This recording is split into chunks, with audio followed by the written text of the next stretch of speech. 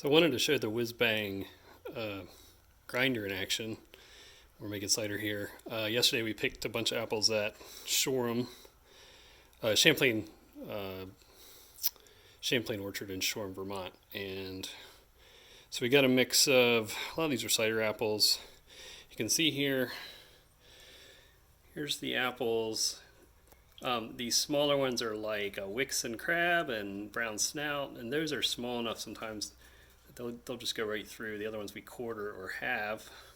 So we got some other stuff in here like Dabinets, which are a little bigger, and then Baldwins, which are full size, and Spitzenberg and some other stuff. And so basically they just gotta fit in a normal garbage disposal.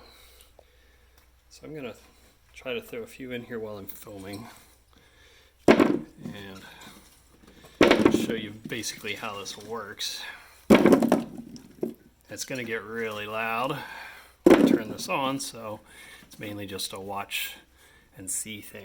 So this is just running off a kind of a regular electric motor that's more powerful than a disposal motor. So I'll plug it in now.